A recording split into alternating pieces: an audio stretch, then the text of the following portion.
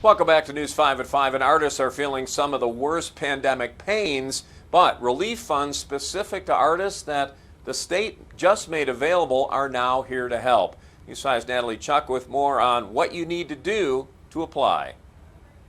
One community theater here in Pueblo has been hit hard by the second wave of the pandemic, but their luck may turn around if they can qualify for a new grant that the state has set aside specifically for artists and venues. I sat down with members of the theater today to find out what exactly the money would mean for them. Restaurants have takeout, and online shopping is at the tip of almost everyone's fingers. But live theater? You can't DoorDash a theater show, it'd be kind of weird. Impossible Players, a community playhouse in Pueblo, has not only had a hard time making any money this season, they've struggled to barely break even. We have barely enough money to get by and do the next show.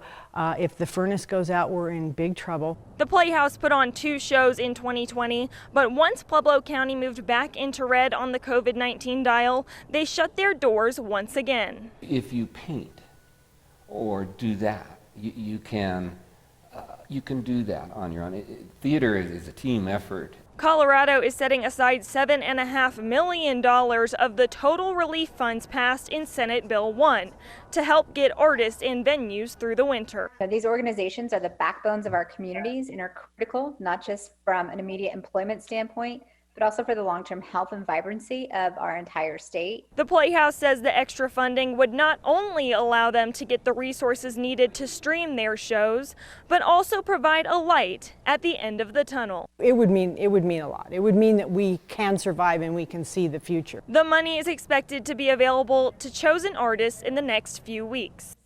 Artists and venues can apply for the grant through the Colorado Creative Industries website, but grants are not first come, first serve. They will be decided based upon who is at the highest risk of closure during the pandemic.